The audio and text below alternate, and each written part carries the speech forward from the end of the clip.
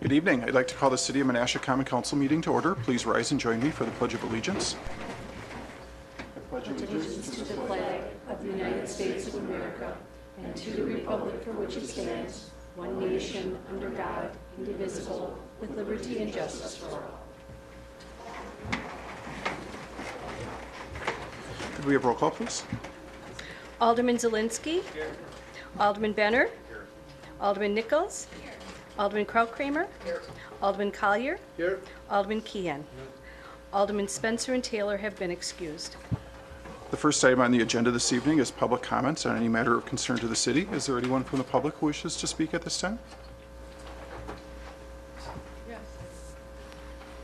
Kathy Stahl, 225 Railroad Street. I just wanted to share a little bit of announcement. There's a meeting that I organized between the Wisconsin Department of Corrections for Winnebago County and our own Menasha Police Department to go over some of the sex offender registration and placement rules as they pertain to the city of Menasha. And I started looking into this a while ago because I'm on that sex offender registry notification system, and there's a lot about that I did not understand as far as how offenders are placed and what the role of the city and the county is once these people are placed in our community. I made some phone calls and I got a hold of a lady named Nicole Hall at the Department of Corrections, and she and I arranged a meeting. It will be September 12th at 6 p.m. in the lower level of the Menasha Police Department training room. And it's really just an informational meeting that should go about an hour and a half, and there'll be room at the end to ask questions. We'll have Lieutenant Bonneville there, we'll have Chief Steica there, we'll have Nicole Hall, and another person from the Department of Corrections who have made their careers out of the sex offender registry and placement system and the monitoring and the community involvement where that pertains to their positions. So again, I think I need to say a special thanks to Nicole, because even though she's retiring, she is making time in her personal schedule to hold this meeting. So I hope any of you that have questions or concerns about this will feel free to attend, bring your questions, and hopefully we'll learn a bit more about the subject and alleviate a lot of the fears that I see out there due to the lack of information on the topic. So I hope to see you guys attend. Oh, yeah. All right. Okay, and I guess I do have some extra copies I can distribute to the council, and you can take these actually to your constituents if you know of anyone that has concerns. Encourage them to attend. Thank you. Is there anyone else who wishes to speak this evening?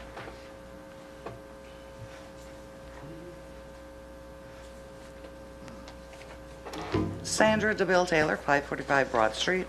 I just had a few questions on items that are on the agenda tonight. The first, under the Administration Committee, the new ordinance regarding the removal of salvageable materials. I'm kind of just curious as to what prompted this. Reading over it briefly, it looks like it's targeted toward commercial industrial properties greater than 10,000 square feet. And I'm wondering if this is in response to, you know, the former Bonta building or Whiting, or, you know, it's kind of too late for the hotel, too late for Gilbert, kind of too late for some of them. So I'm curious to how this came about, and not that I'm against it, I'm just kind of curious as to what the intention was, and how do you balance a property owner's right to what is basically their property versus the city's desire to maintain, control over the site, especially when it comes to being able to enter a private property if they don't want to give you permission. And reading through it, I mean, it sounds kind of heavy-handed.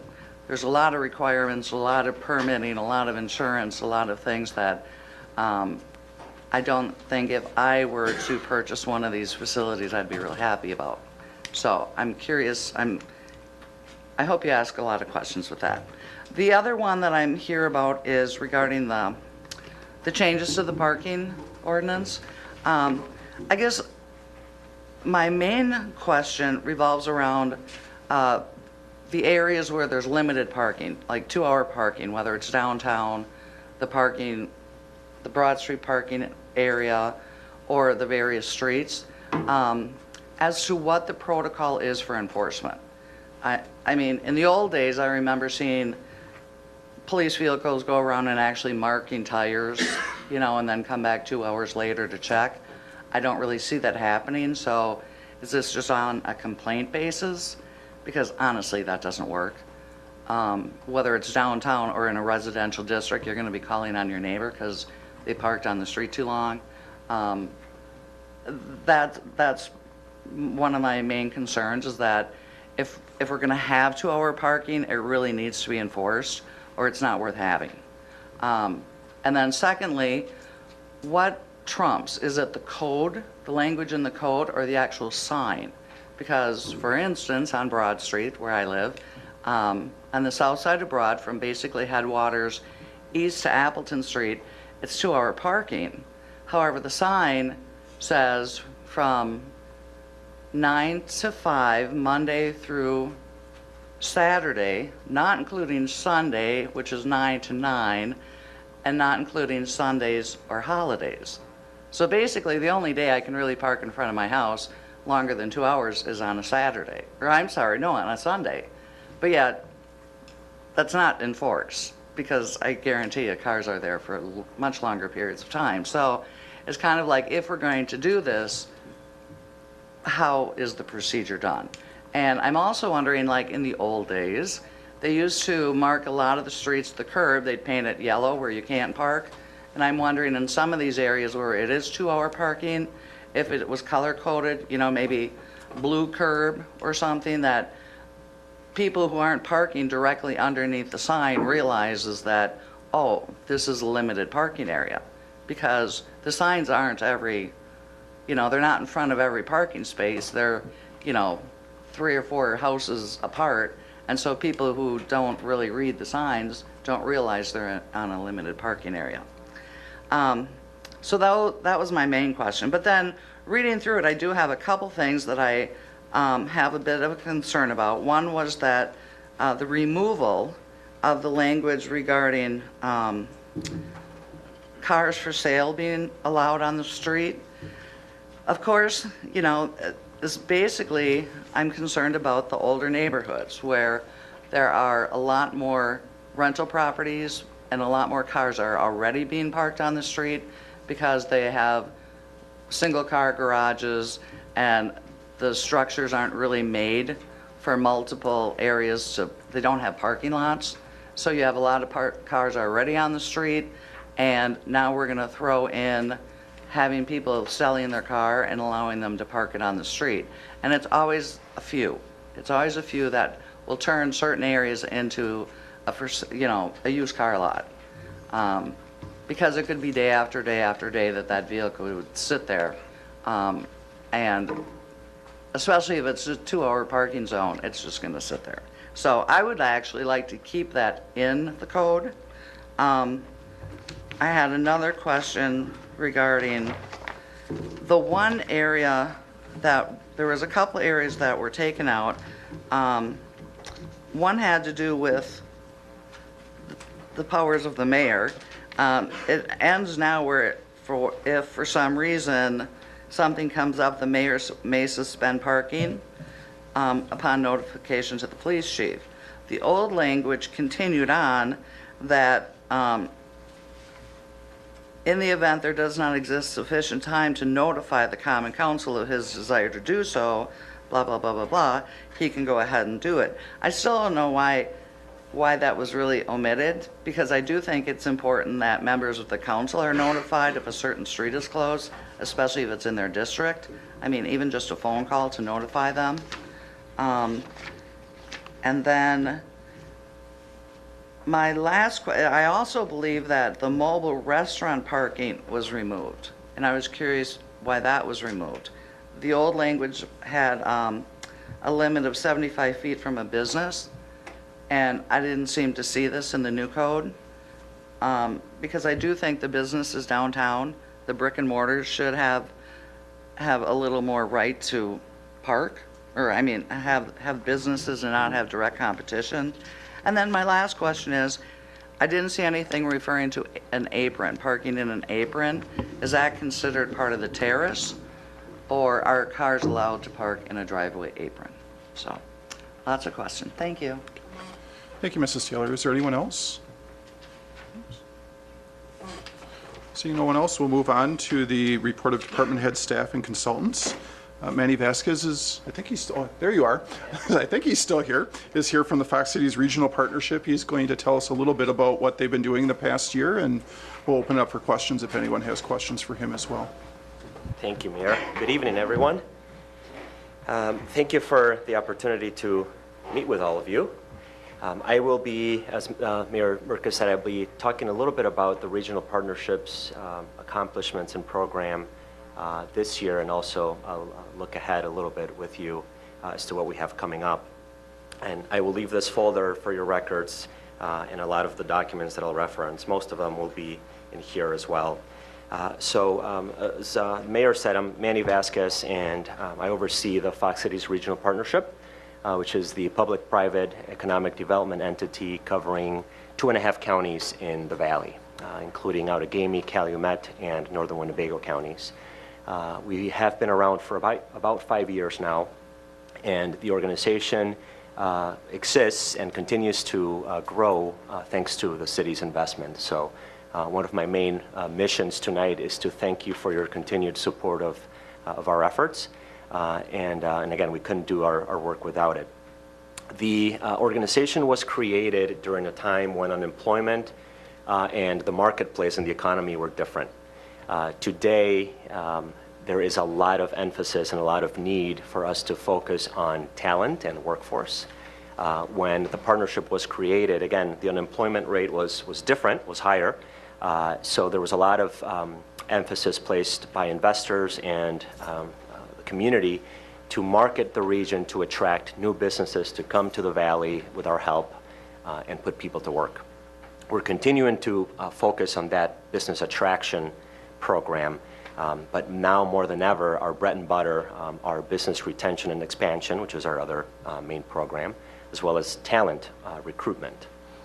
So again, to recap, business retention and expansion, business attraction, and talent are the three main pillars of the partnership.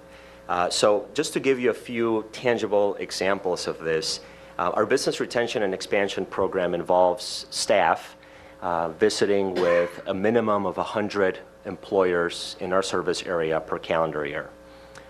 We conduct these visits, we arrange the visits, and we invite city staff to come along with us. We do that for two main reasons. One, I think that sends a pretty strong message to that business that the city and the Fox Cities region care that they're doing business here, so we thank them for doing that. And oftentimes there are questions or concerns that come up regarding municipal decisions or activities. So by having someone like our community development person attend those meetings or those visits, we present the company an opportunity to address and ask those questions regarding any road constructions or any zoning issues, planning, et cetera. So there's also a kind of a tangible benefit to bringing staff along with us. Those visits are confidential. A lot of times we hear of information that is kind of concerning, whether it's a downsizing of a company or I can't find enough people, help me with that, or also expansion opportunities. So it's not all negative. That's an opportunity when a company can say, okay, partnership, you're here to help me grow and expand in the Fox Cities. Well, I've got a problem or a challenge or a project for you. In terms of metrics and how we measure our effectiveness, we measure it against job creation. So when the partnership was created, again, about 5 years ago, we had a goal to help, and the key word is help because we don't create a single job, but help in the creation of a minimum of 1,200 new jobs. And again, we make it easy for companies in the Fox Cities to expand and locate here to help with that job creation by connecting them to resources, whether it's state incentives or data and research, or banking connections, whether it's a loan or gap financing, you name it, workforce. So that's kind of the way we measure our effectiveness. And again, there's a full report on the projects that we've worked on in the past few years and the job numbers associated with that. We are north of 1,000 jobs now in terms of that 1,200 job metric, so we're on track to meet our initial goal. The news regarding graphic packaging is a good example of why a community needs to be proactive with our business retention and expansion efforts. Now, in all of our defense, I think the news caught everyone by surprise, at least as far as we know. A lot of the decisions were already made by Atlanta-based decision makers, and there wasn't much that we could do to say, stop, don't leave. So what we did instead is kind of reacted to the news. And again, I'm just listing this as an example. We got on the phone with leadership in Atlanta right away after we found out the news, and the mayor and I were exchanging some emails as well. And we heard more about the decision and kind of were filled in on the details there. But after that, we had an opportunity disguised as a challenge, or maybe vice versa, where we had a number of employees, north of 200, with very in-demand skill sets that have a lot of career opportunities right here in the Fox City. So again, talent being such a challenge and finding these workers being such a problem for a lot of area companies, we decided to do something about that, and we sponsored a job fair that was held in Neenah for the employees of graphic packaging. We partnered with Fox Valley Workforce Development Board to provide these 220-some employees with an opportunity to meet other companies and hear about job opportunities that exist here right now that they would qualify for. So we had about 39 companies from the area attend, which was a really good showing. And again, Bemis, Wall Logistics, R. Donnelly, and some of the biggest companies in the area that are really struggling to find those skills. So not only are we there in the groundbreakings and the ribbon cuttings to cheerlead and celebrate new job creation, but I think as the regional economic development entity, it's also our responsibility to do something about bad news and respond accordingly, and again, introduce companies that are looking for workers to those folks who might be displaced. So that's one example. On the real estate end, we are working to help market that building, which is going to be a challenge. But we, again, right off the bat, got in touch with the real estate firm that has that building listed, Cushman & Wakefield, the building on Washington Street. So we are working with them on ways to market that piece of property. As you can imagine, in economic development, we can have everything else in place, but if we don't have the available land or the building for that company to locate or grow here in the Fox Cities, we don't have very much of anything. So that real estate component is something that's a critical piece to what we do. So the more sites, the more suitable space that we have available and that we can help market, the more chances we have of landing those companies here. So on that note, we average about one RFI per month that we distribute to a lot of you are on this list, and staff as well. These are RFIs, requests for information, that we receive either from the New North, which is the economic development entity that covers 18 counties in northeast Wisconsin, the state of Wisconsin itself, WEDC specifically, or site selectors and decision makers whom we meet during our work. So these are the folks who are working for companies or are companies themselves saying, hey, I like what I hear about the Fox Cities, tell me more. And okay, I like you a lot, and now give me some real estate options for me to move there or expand there. So these are the RFIs that we continue to send. Again, we average about one per month, not as high as we would like them to be. Between us, I think we could get a lot more leads from our state partners, but that's kind of a different conversation.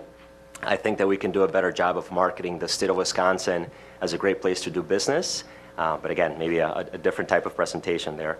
But all in all, we are seeing activity, we're seeing traction, and it's always the best when we hear back from that client that we send those properties or available land to with questions, because that means that what we provided to them was suitable to them. We have about 6 or 7 hot leads right now that are in the pipeline that we're working with either site selectors on or logistics folks, supply chain folks from the companies themselves in hoping to see them land here in the Fox Cities. So that's business attraction, business retention. The business attraction, I'll say one more thing about the attraction piece. There are strategic ways to practice business attraction. So I'm going to show you one example of kind of the traditional way that things are done in our field, and I'm not telling you anything you don't know. There's a magazine called Site Selection Magazine. It has about 46,000 subscribers. What's neat about this publication, it's worldwide. What's neat is that folks who read this magazine pretty religiously, from what we hear, are site selectors and CEOs and decision makers in companies. So this is a good place to advertise our region. We kind of the cold way of looking at this field is looking at our region as a product. And why is our product so special compared to thousands of other communities? So we tell the folks reading this why we think that. So I'm going to pass this around, if that's okay. And you'll see a half-page ad where we tell a little bit more about our story and why we are special and why they should set up their businesses here. This advertising opportunity came after we heard from this publication that they were going to feature our talent recruitment program called Talent Upload, which I'll talk a little bit about in a few minutes, in the magazine. And they called it a real solution for closing the skills gap. So that was really cool to be featured. It was an unsolicited article, so they just told us, or they called us, and we had about 30-minute phone interview with the writer, whom we had met at a conference. So we had a relationship with her. In a marketplace where talent recruitment and retention is so difficult for companies, it's really it's good PR for our region to be called a region that has a real solution for the skills gap. So that's really neat. And again, you can look at this at your leisure. The article talks about Talent Upload and why it's so innovative and unique. And also sorry, I didn't bring more copies. And we saw that as an opportunity to advertise that message about the region. So that's kind of the tradition, and that came with an online component as well. So that's the traditional way of advertising. I've seen the city of Menasha do the same in different publications, so you guys clearly understand it. The more strategic way that we're seeing some bites and looks through is by asking existing companies for a target list. So, hey, Faith Technologies, tell us some of your largest suppliers or your largest customers that you would like to see in the Valley. So we can then go after those companies and give them the sales pitch, and not only call it an attraction win and a brand new shiny building in the Fox Cities and a new company, but also making that existing company happy and saving them some money. We have an example that again is listed in our project outcomes here. A company called Paratech. You may have heard some news about them. They are a California-based coding company. They provide coding solutions for electronic boards. So you can probably tell or guess who one of their largest employers is here in the Fox Cities. Well, this large employer called Paratech and said, hey, Paratech, you need to move to the Fox Valley yesterday, and call the regional partnership because they'll help you locate here. So we met with leadership. Thankfully, it was during summer months, so it wasn't too intimidating out there. And these two executives knew that this large employer or customer is here in the Fox Cities. They didn't know anything beyond that. So we literally started the meeting with a map of the Fox Cities, showing them the difference between Neenah, Menasha, Appleton, Green Bay, Oshkosh. So we helped them with a real estate search, and they ended up a block away from this large customer, so I think they got the memo. We assisted also with a state of Wisconsin loan that they applied for. It's kind of a painful process, but at the end of the day, they heard good news and they got the loan. I think it was, I want to believe it was through some of our pushing and constant phone calls and emails, but they got the loan. And now we are working, thank you for that. Now we're working with Fox Valley, you guys can keep this magazine. Now we're working with Fox Valley Technical College on a customized training program for the 37 new jobs that they will be creating for the folks that they'll be hiring. So from beginning to end, we kind of handhold this company to show them that not only is this a good place to do business, but after you land here, after you get here, we can help you and connect to resources that you need. So now our work really begins with that company because they're going to need 37 employees to fill their openings. They have a manager now on site, and now they're looking to get to that 37 job creation number. So again, an attraction win, a brand new company based out of California that is now in Neenah, and making this existing customer, an existing large company, happy, and saving them some distribution and transportation costs because they were shipping their product out to California, Paratech was doing their thing, and then they were shipping it back. So that's one example of how we can win attraction projects in a more strategic way. So this talent piece, based on, or not based on, but after these one-on-one retention visits that we conduct again with staff, we are not only able to find out more or find out about specific company needs and questions and opportunities, we can also identify common themes. So if we keep hearing about the same thing, well, we should probably do something about that because it's a regional trend. Talent, workforce. I'm not telling you guys anything you don't know. That is the number one obstacle standing in the way of growth.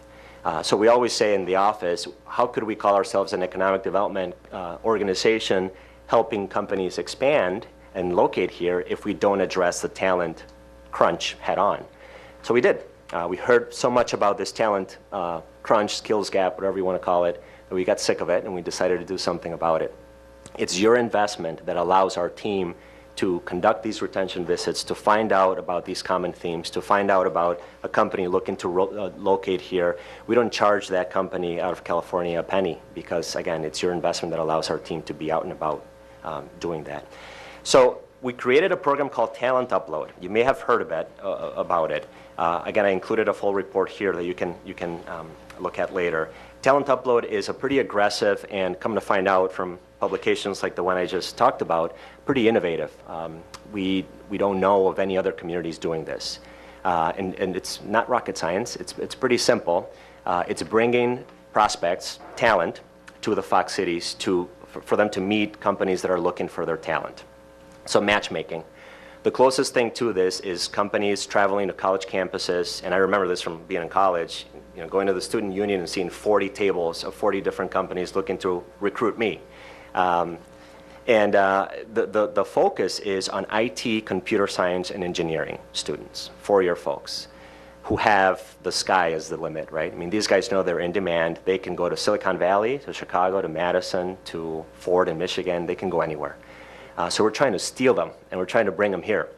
So we last year hosted a group of 159 college students. Again, you have to be a declared major in IT or engineering to qualify.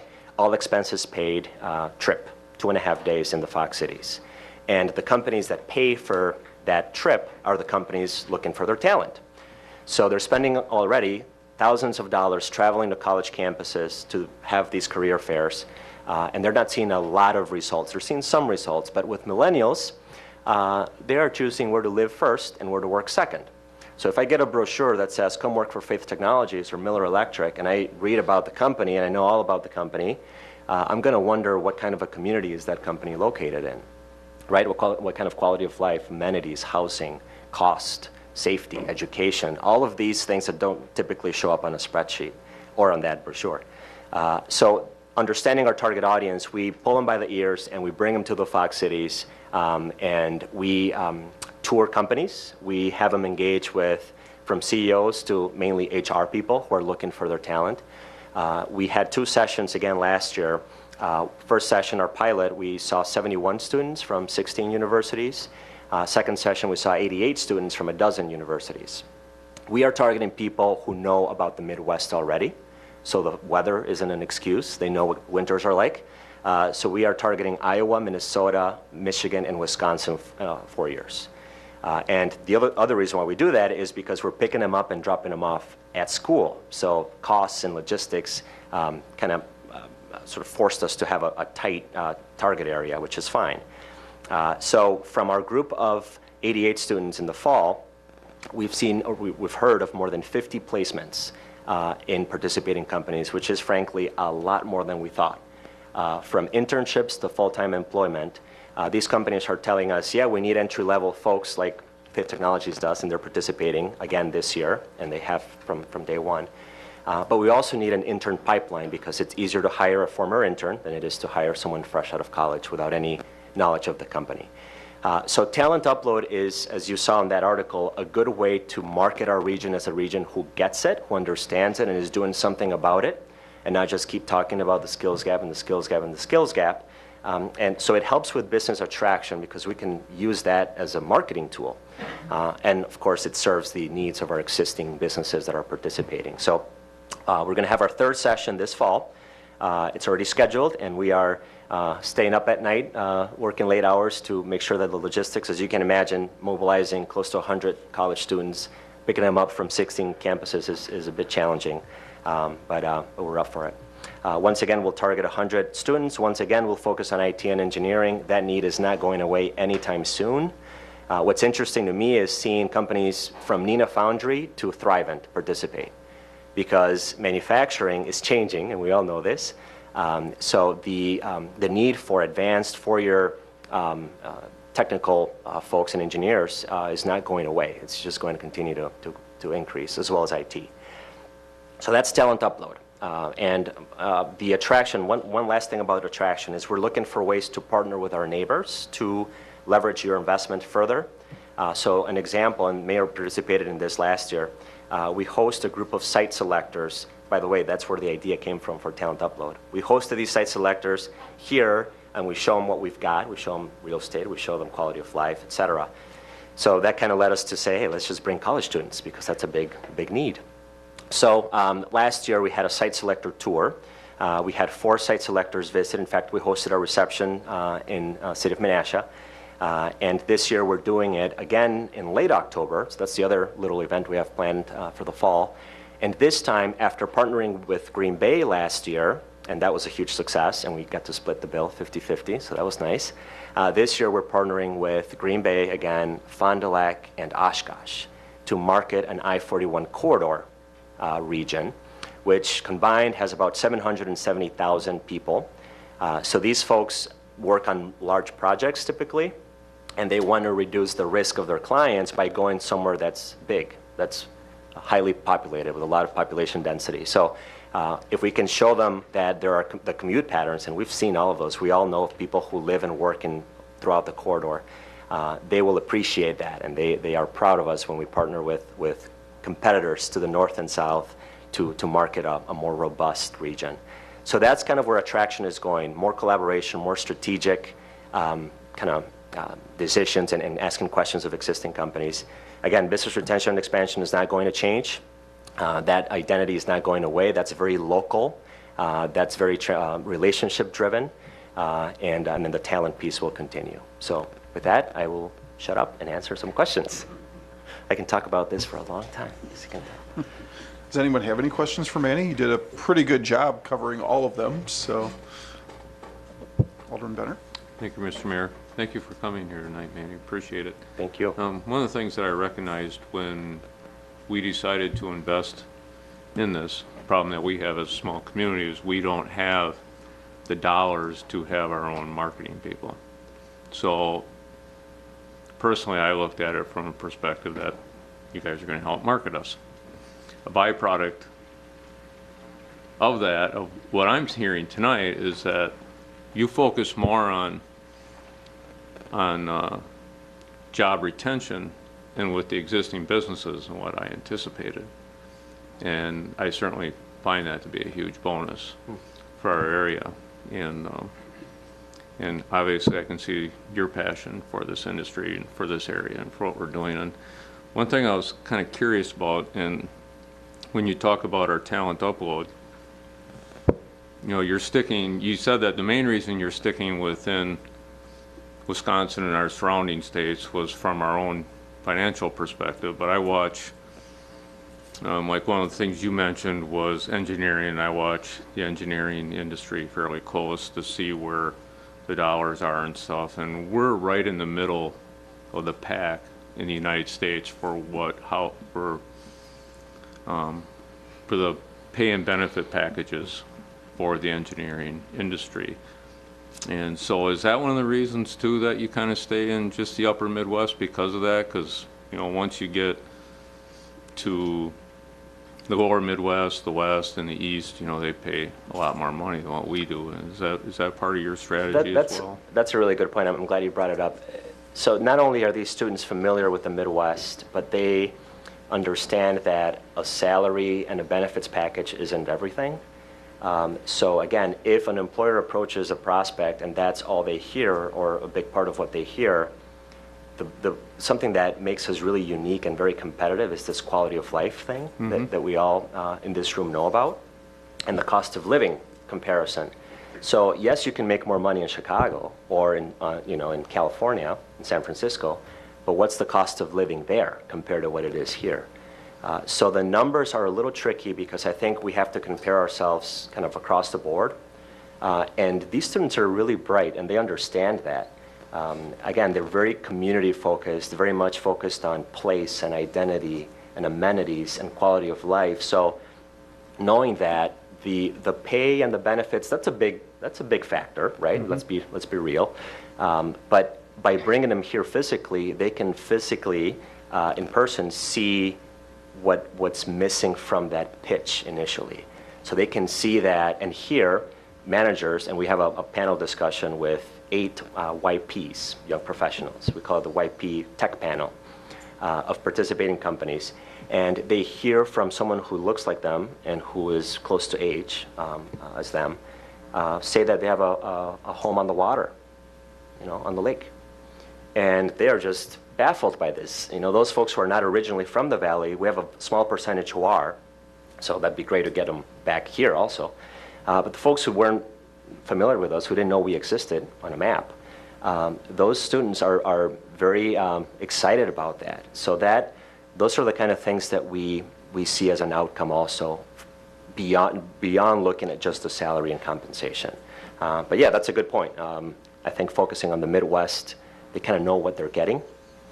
These may be students who are also considering Silicon Valley, but again, it's like dating, right? Or a job interview anywhere. You hopefully will look at the whole package and not just at the most attractive part about an opportunity. And that's really what we're seeing with these students. Thank you. Another thing that I see when I get into other areas and I watch our millennials, which of course who we're targeting, for our future and stuff, I'm seeing fewer and fewer of them when it comes to transportation with their own vehicles and wanting to drive to work. They look at public transportation, biking, walking, things like that. And then, of course, living close to where they're going to work so that they can do those things, and how it works out with the rest of the community.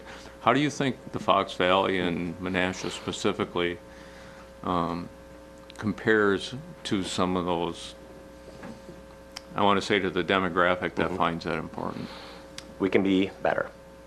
I think that public transit is, and there's data on this, and we actually just came across a really good report that maybe I can forward your way that talks about walkability of a community being a huge deciding factor for young folks. Mm-hmm. And there isn't a lot of hard comparisons between metro areas our size, which would be comparing apples to apples, right?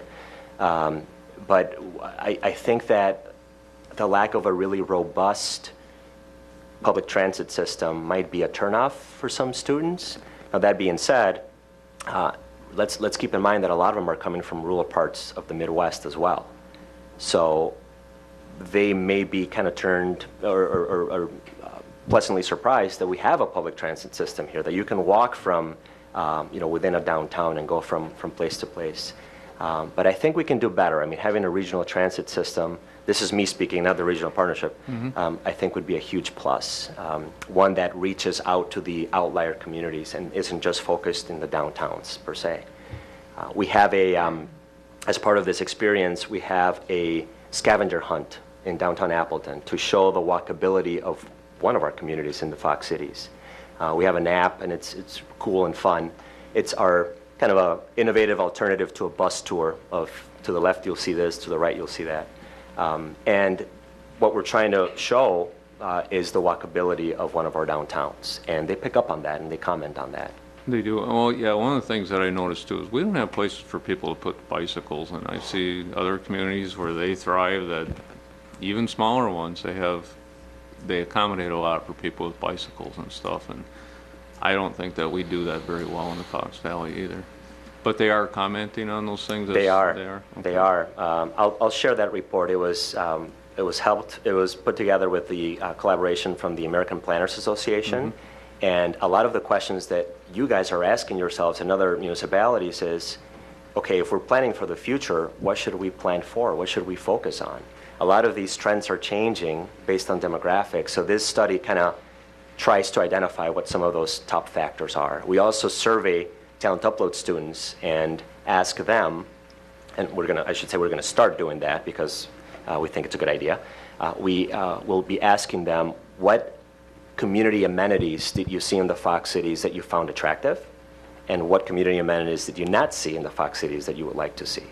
So included with that is public transit and trails and all of that. Yeah, one other thing I'm seeing also is we do a terrible job with electric vehicle charging stations, and that there's a lot of those folks also are looking to more greener ways of living and electric vehicles. And if you had an electric vehicle around here, you want to plug it in while you're at work or something, there's really no place to do that. Yeah. So, all right, thank you very much. Thank you. Anyone else? Alderman Nichols? Thank you. Thank you for being here this evening. Thank you. I think it's great that the organization has placed an emphasis on business attraction and retention, or expansion, you said. Because I think it's important to keep in touch with the folks that are here and make sure that we're doing what we can to keep them here. At the same time, our area, and along with the entire state, is very heavily focused on manufacturing and the clusters that surround the different industries here. So as the organization looks towards the future, can you tell us more about how you're working to diversify that business portfolio so that we are better equipped to ride the ups and downs of the economy? Great question. One of those is by asking existing companies for help identifying what's missing in the supply chain.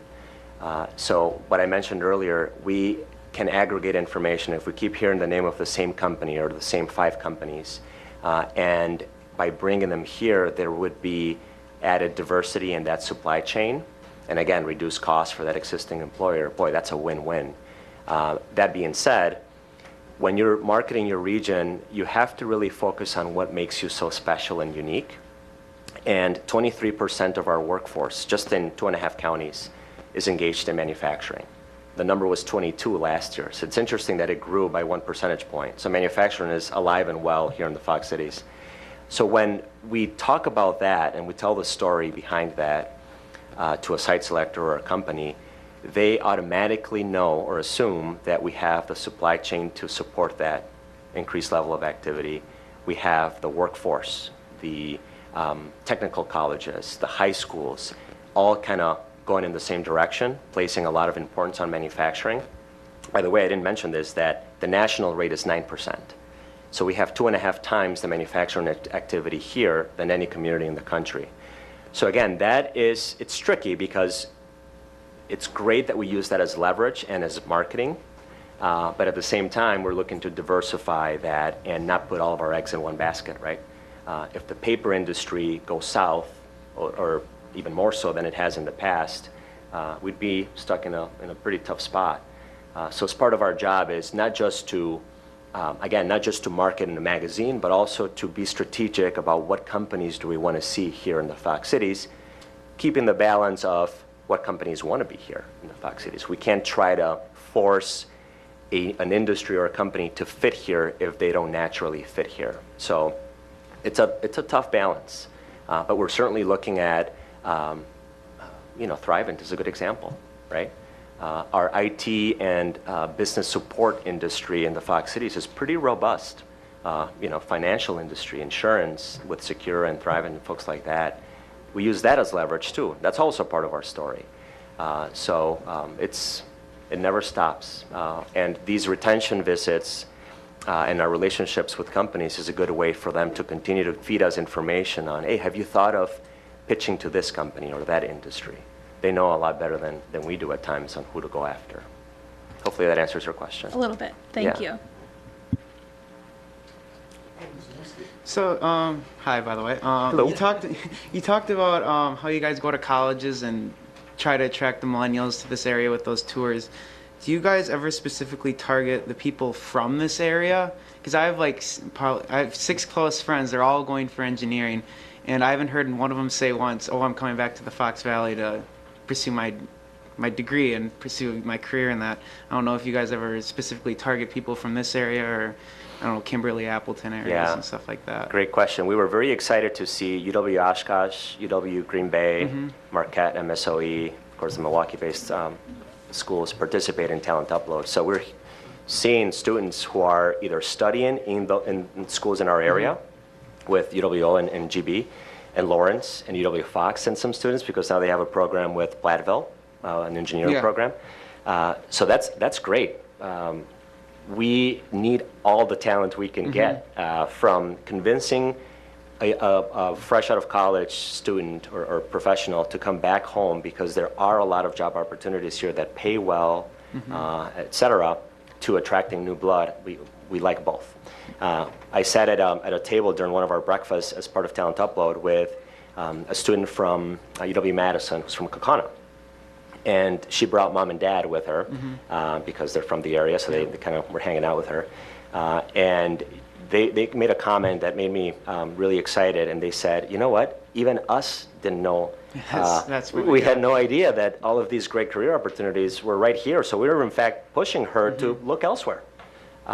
So it was kind of neat for that educational piece to, again, not just be appealing to outside talent, but also for that girl from Kaukauna to say, you know what, Xpera sounds pretty cool, and that's right at home, or Faith, or Yeah. Bemis, or Plexus. These are pretty large companies. So Yeah, it's a place. yeah. Because I know a lot that don't want to stay in the area you got to have to market to them because they don't even know, even though they live right here. Tell them about Talent Yeah, Upload. They yeah, can register yes. online and they can come check it out. Yeah, I'm glad to know about this. Thank you. Yeah, thank you. Thank you.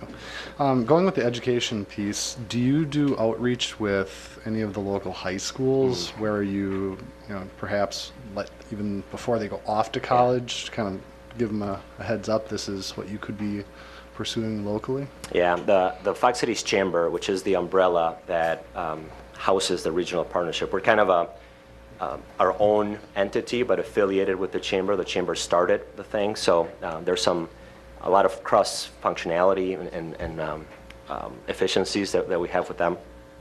They have a K through 12 program where they bring local school districts, and the city of Menasha, and the Menasha School District is very involved with them. And they talk to businesses, and they meet monthly, and they talk about what does industry need and what is K through 12 cranking out. What are the curriculum like there? Before, there wasn't a lot of communication between both worlds, which is a problem. So yes, absolutely. That's a huge part of this, because a lot of times when you're a senior in college or a sophomore or a freshman, you chose your path. And you may not know that the trades are available and they're very attractive. Military or working right out of high school. I think that as parents and as teachers, we've kind of told our youth to not go into manufacturing, to look elsewhere, to go away, see the world, which is great. And now we're saying, never mind, come back. We have a lot of great opportunities. So it's going to take a while for young people to trust that and to catch on to that.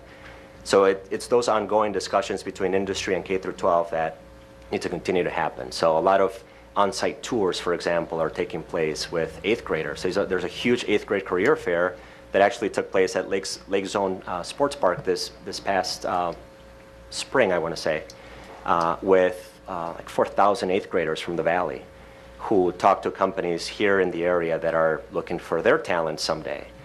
So that's an important piece to this. Oh, thank you. Great. Well, thanks so much for coming. Oh, you're back. I am Okay, back. Sorry. It's my second light roll.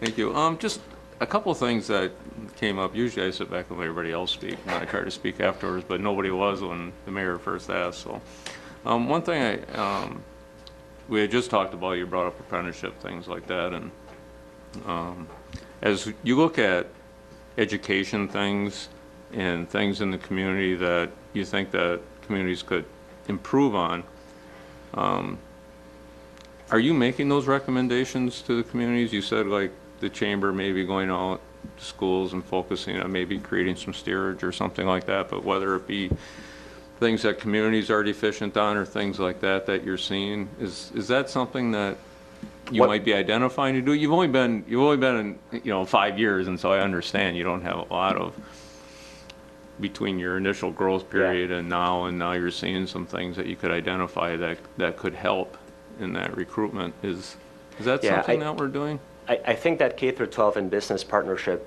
naturally a lot of strengths and weaknesses come out of those discussions between leaders in both worlds. So I think we just kind of play the middle person, and they recommend to each other what needs to change and what needs to be looked at.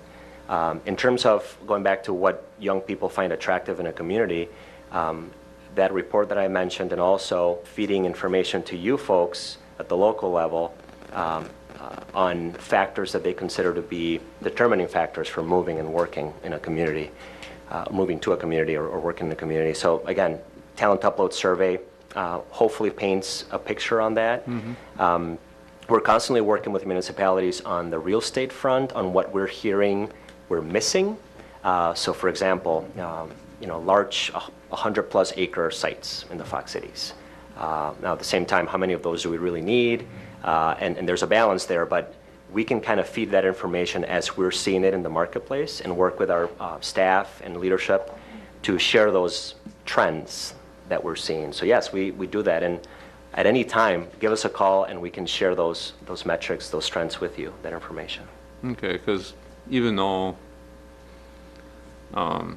as a metropolitan area, if I can say that, we're a fairly large market, but yet it's full of a lot of small communities, and they're not always getting the message, that some different direction needs to happen in order to look more attractive to a potential employer or to potential employees. Right, and on the business end of that, the site selector tour that I mentioned, we have a public debrief session, which you guys are all invited to, and I encourage you to attend, because these 4 site selectors, when we bring into the Fox cities, they're coming from elsewhere. So a lot of times it's great to hear fresh perspective from outside of the region to tell us what we can do better, and they don't back down. They tell it how it is. So those folks point out strengths and weaknesses about the region as it relates to businesses coming here. On the talent end, it's a little bit more difficult because there isn't a one-size-fits-all type of a model on that. But we can, because of time, maybe we can have another session on just on the talent piece and what we're hearing there, because that's an important part. The skilled workforce, I think, is definitely something that we need to look at, because the average age of the skilled workforce right now is not real young. And in 10 years we're gonna have some problems, and I think even the way that we market some people in that skilled workforce isn't creating good opportunities for those folks, because I'll take, like you mentioned, the apprenticeship thing in here. Everything is degree based, and when you look at an application or something, they don't recognize apprenticeships. They only recognize associates or bachelors or masters or or PEs or something like that. I think that's something that really needs to be identified as well. And that's something that this article in Site Selection magazine talks about. Is hey, the Fox cities in Wisconsin, they get it and they're doing something about it. And by the way, nationally, demographic information that we're seeing, that's pretty scary stuff. I mean, 10,000 baby boomers retiring per month across the country. And you go into any of those companies and you ask, what is your average age on the shop floor? It's another scary number there. Average age of skilled workforce right now is over 55. Right. And couple that with low birth rates, couple that with high retirement numbers, and a lack of interest by young people to go into manufacturing because of what our parents told us, to some extent, and our teachers and our counselors. So it's scary. Yeah, it really is. So it takes a village, right? It's not easy stuff. All right. Thanks again. Thank you. Okay, again, thank you. Thank you for coming tonight, Manny, and we Thank you for appreciate your it, and- questions. Thanks for your investment, and we hope that the investment from the city can continue. And we have a monthly e-newsletter. If you don't receive it, we have a subscription page right on the homepage of our website. So please register, and you can hear more updates month to month on what we're working, what we're cooking. And at any point, if you have any questions or feedback, please give me a call. Great. Thank you, Thanks Mayor. again. Yeah, thank you. Okay, we'll move on to item 2, which is the minutes and communications to receive. Do we have a motion? Alderman Benner? Thank you, Mr. Mayor. Moving right along. I'd like to make a motion to receive and put on file minutes A through F and G through O. There's a motion and a second. Is there any discussion? Seeing none, all those in favor? Aye. Opposed? Motion carries. Item G is the consent agenda. We have 5 items this evening. The minutes to approve from the Common Council meeting of August 15th. The Board of Public Works recommendations from August 15th, including the payment to Northeast Asphalt for the new street construction project in the amount of $187,115.36. The Personnel Committee recommendations from August 15th, to change the city's table organization by deleting the .9 FTE public health nurse position and the .2 FTE dental hygienist position, and add a .58 FTE public health nurse and a .56 FTE dental hygienist position, and apply benefits to both positions. And the Plan Commission recommendations from August 16th for the certified survey map for Lake Cottage Estates West and the certified survey map for Carpenter Street. Do we have any items that anyone would wish to have separated this evening? None? Do we have a motion for the consent agenda then at this time? Alderman Benner? Thank you, Mr. Mayor. At this time, I'll make a motion to approve consent agenda items 1 through 5. There's a motion and a second. Oh, Arnie? Oh, I'm sorry. Did I miss you before? Okay. Could we have a roll call vote, please? Motion carried on roll call 6-0. Item I is action items. The first item is the accounts payable and payroll for August 18th through September 1st. Do we have a motion? Alderman Nichols? Thank you, Mayor. I'll move to approve the accounts payable and payroll for the term of August 18th to September 1st, 2016 in the amount of $1,561,733.72. There's a motion and a second. Is there any discussion? Seeing none, could we have a roll call vote, please?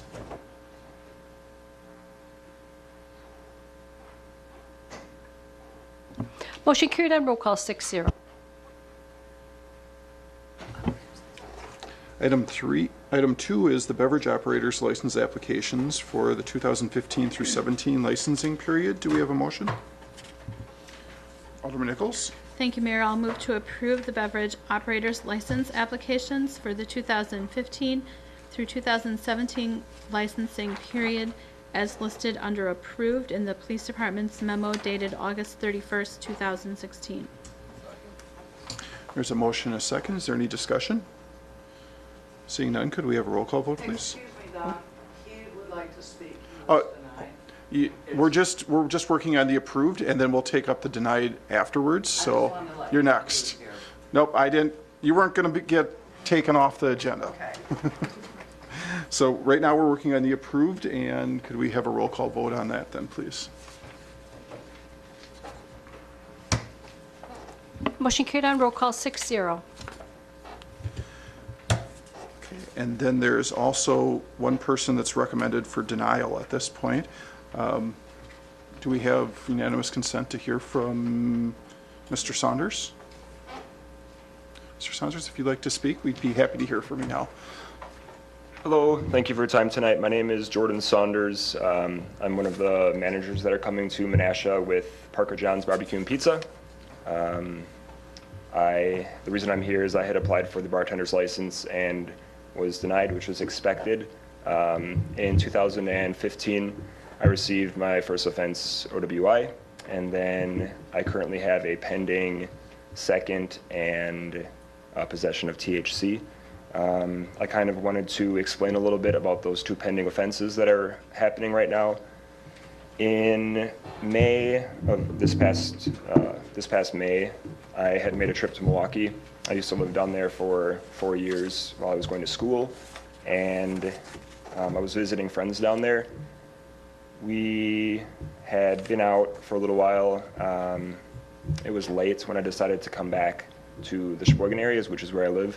I guess I'm not used to being out super late just because of work. We work long hours.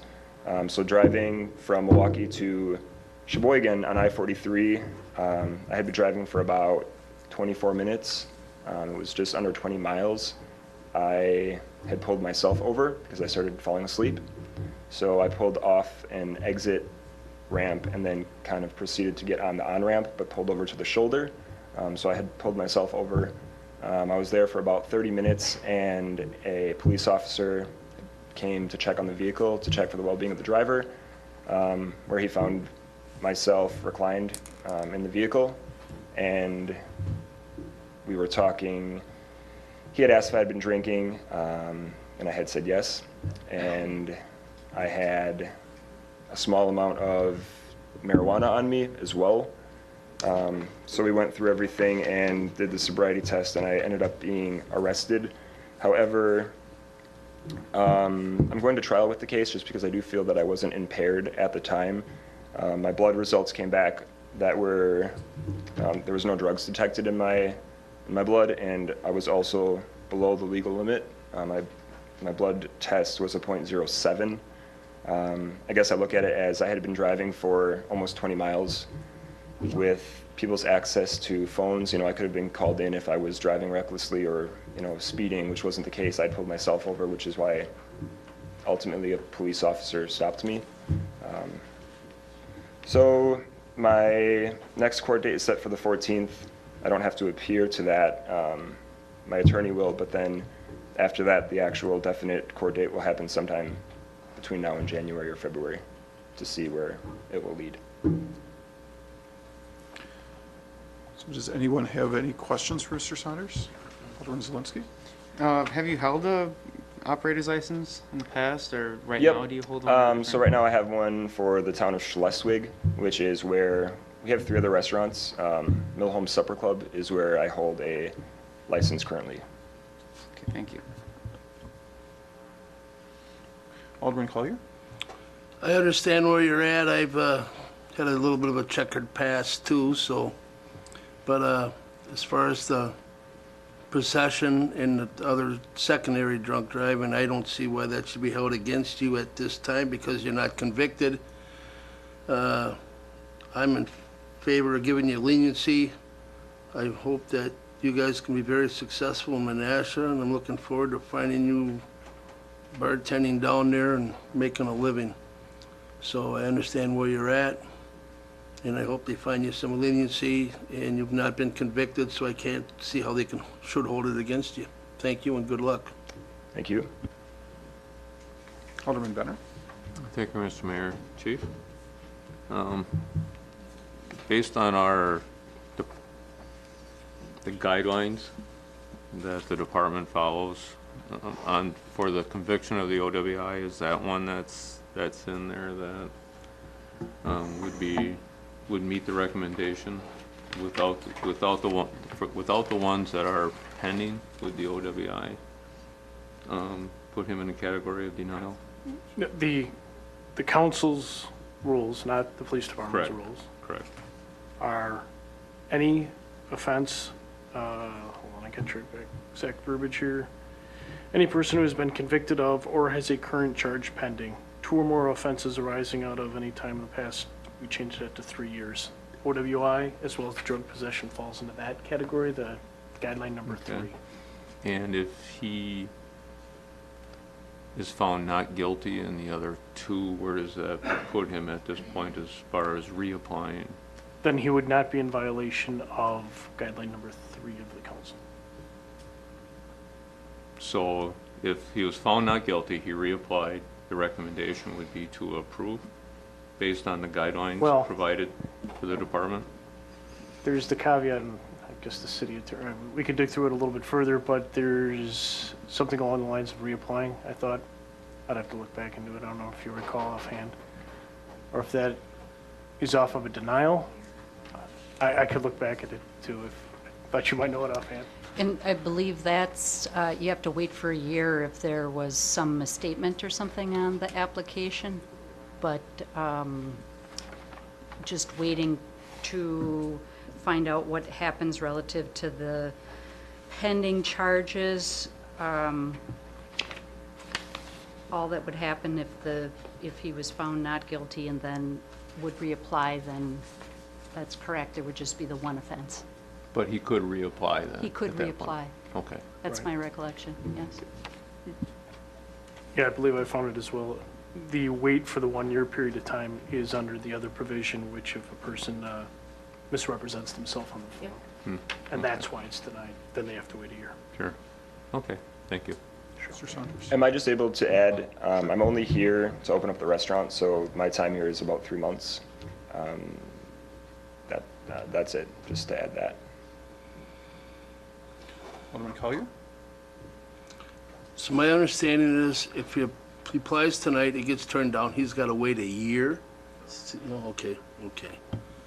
And there's nothing we can do to give him a part-time license until he goes through, and if he loses, then take his license away? Or we can just find a way to make sure he gets a license? I just don't understand. He's not convicted and you're making him guilty. I don't think that's a fair shake for anybody. I don't care where you're coming from. I mean, I know this guy, I don't know him for who. But I know a lot of other people that come into the area that can't get work and they got to start bartending, and they might have been felons or did bad stuff and they got to start someplace. In this case, he's trying to open a business. He must be in a partner with it or doing something with the other one, but I would think we'd find some way to make sure that he's successful in getting that off the ground, and good luck again. Sorry. Sorry, Captain. If this item was put on hold, there is an availability for a provisional license, as I recall, that would be up to 6 months? Is it? Couldn't recall what the time period is, but a provisional license can be issued if a person holds a license in another community.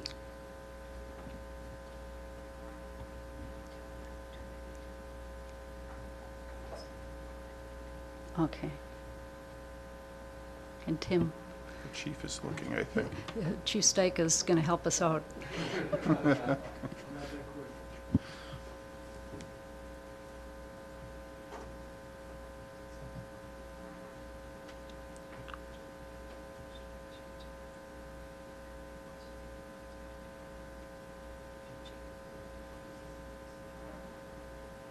Provisional would require the valid operator's license from another municipality, as said. The fee has not been denied an operator license by the common council, and has met the requirements under state statute.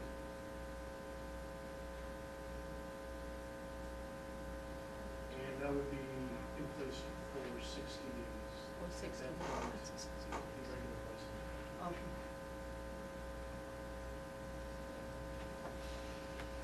So it sounds like there's a couple options here. We could allow him to apply for a provisional license that wouldn't last quite long enough for what you're planning on being here. We could deny, and if we did that, we'd have to table this, correct? We could approve the license, or we could deny the license. Alderman Benner? Thank you, Mr. Mayor. If a motion was made to postpone or deny, could he just automatically apply, or could he apply for that provisional if he was denied? No, not if there's a denial. Okay. So if we made a motion to table or postpone and he applied for a provisional, at that point, would he be allowed to receive that? We'd have to check to ensure that there is a valid license in another community, but assuming that's correct, and the fee and application, et cetera, yes. Okay. I think I'll make a motion to postpone at this point. Postpone until till the next meeting. the next meeting, okay. And then he can find out, Jordan can find out where he's at with everything, and then you can withdraw your application, I think. Your initial one, I believe.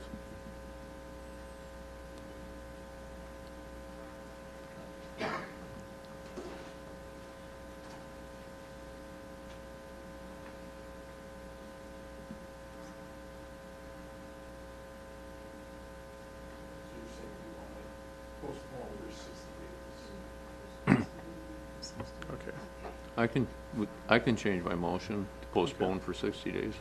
for the first council meeting following 60 days from today. Correct.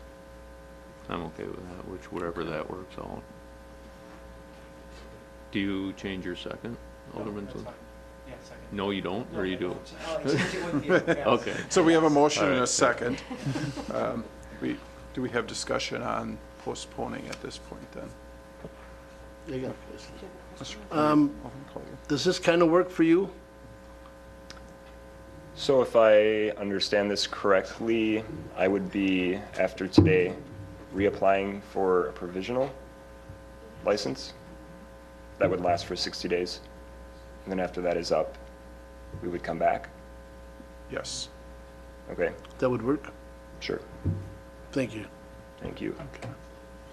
So there's a motion and a second.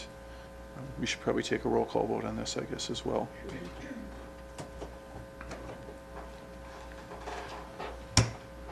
Motion carried on roll call 6-0. And I think the chief can help you out on Okay, what the process great. is then too. Okay.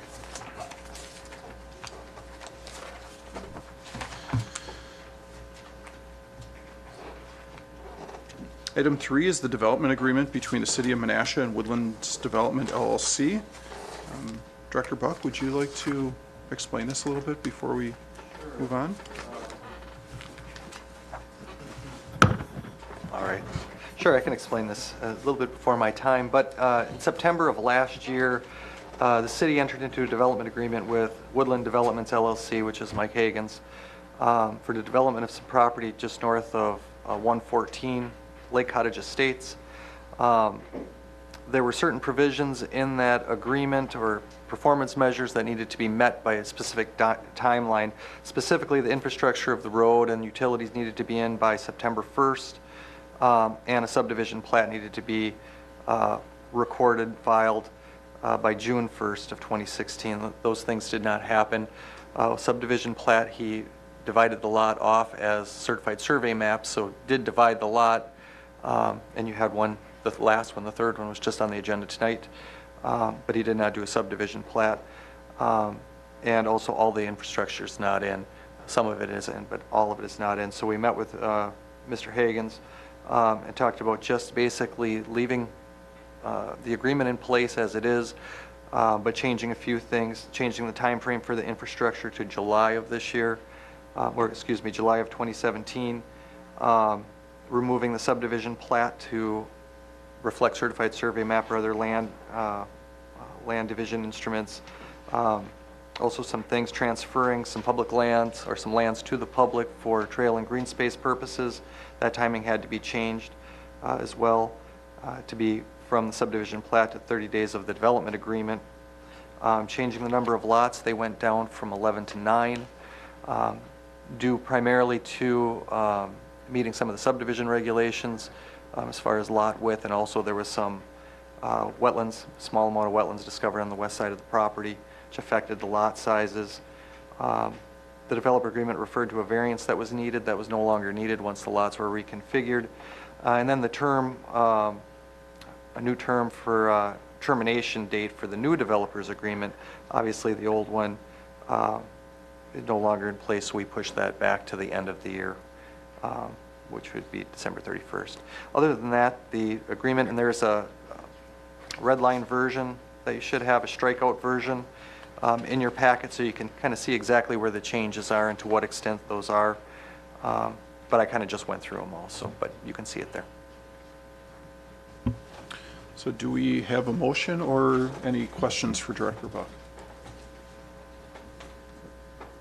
Oh, sorry, Alderman Nichols beat you to it, Arnie. Thank you. I move to approve the development agreement between the City of Menasha and Woodland Developments LLC. There's a motion and a second. Did you have discussion, Alderman Nichols? Yes, a few questions.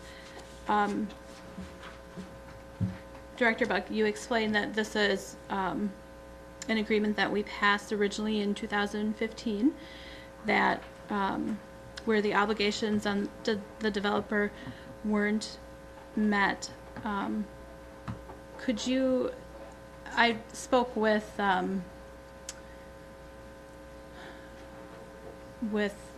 Kevin Engelbert today about this agreement because I felt like I was having a case of deja vu. Because you had just seen it? Yeah. And so there were some unforeseen issues that came up, I believe, with this particular agreement that came to fruition after the agreement was signed that needed to be worked out before moving forward. Could you briefly explain that? Because I don't want it to sound like the developer didn't meet his obligations, and so we're just drawing up a new contract. Well, and the developer is here, he can address those as well. The one that I remember, or that I know of, obviously I wasn't here, but a big one was access to the site, was problematic with the highway access. That's really the big one that I know that held it up. But also, as I had said, there were a few discoveries on the site as far as the small amount of wetlands and that kind of thing. Beyond that, I don't know the exact items that held it up. Okay. So, but... Mr. Hagens is here, he could probably address that if you like. So basically what we're doing then tonight is it's the same agreement, but the dates and some of the language is cleaned up in this document. Correct. Great, thank you.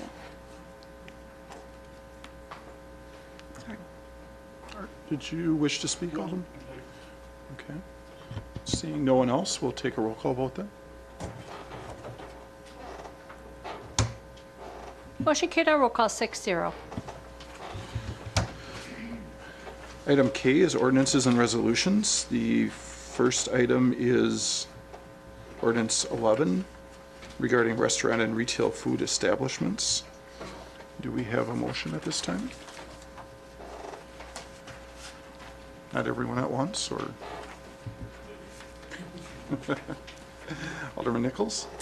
Thank you, Mayor. I'll move to approve ordinance 1116, amending Title 7, Chapter 6 of the Code of Ordinances regarding restaurant and retail food establishments. So motion and a second. Is there any discussion? Seeing none, could we have a roll call vote, please?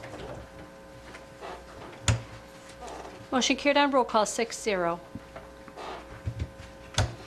Item L is appointments, and we would take both of these together, accepting the resignation of Samantha Zinth from the Landmarks Commission and the appointment of Kim Massey to the Landmarks Commission. Do we have a motion? Alderman Benner? Thank you, Mr. Mayor. I'd like to make a motion to approve the resignation of Samantha Zinth and the mayor's appointment of Kim Massey as stated. There's a motion and a second. Is there any discussion? Seeing none, all those in favor? Aye. Opposed? Motion carries. Item N is public comments on any matter listed on the agenda. Is there anyone from the public who wishes to speak at this time? Mr. Hagens? Apologize for my attire. I was working right up to the meeting, so I didn't get home to change clothes. I thank the committee for approving everything, but it brings up one problem. We have to, by the development agreement, have to have that blacktop in by the end of the year. That's going to create a problem, is it not? We're running out of time because City Menasha was going to remove the curb and move the fire hydrant for the turnaround for the fire department. And then that ground all has to get dug out and the gravel has to be put in. Hopefully I'll have the electric in because the city of Menasha borrowed my $40,000 for that area to go to a different area, and now I just got it back. And I was out there today, that's where I was. The electric company wants to grade to within an inch, which is unbelievable. I mean, you're going down 3 feet with the power. What's with the inch? But that's a different story. So It's the blacktop that I have the question with.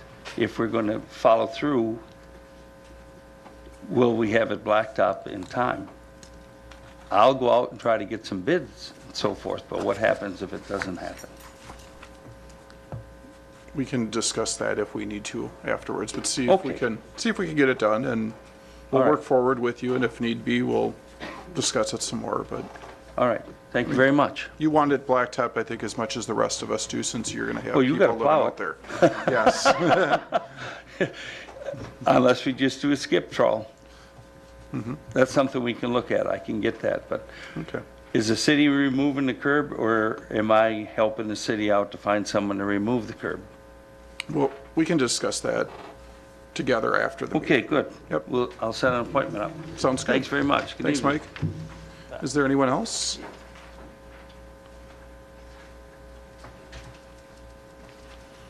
Sandra DeBill Taylor, 545 Broad Street. I thought I was on. Just a few comments that were on the agenda. The check register that you already voted to approve. There were two things that just struck out at me, and I was curious about them. One of them was it's minor, but it's a $100 donation toward navigating Menasha for the Loop-to-Loop project. It's already budgeted, so I'm curious if that's a personal donation on top of what is already in the budget. It just seemed odd. The other one that disturbed me more was about $3,500 for Habitat for Humanity for 5 projects that I'm guessing are at Jefferson Park. It says park shelter, rehab, and fence repair on the south and east islands.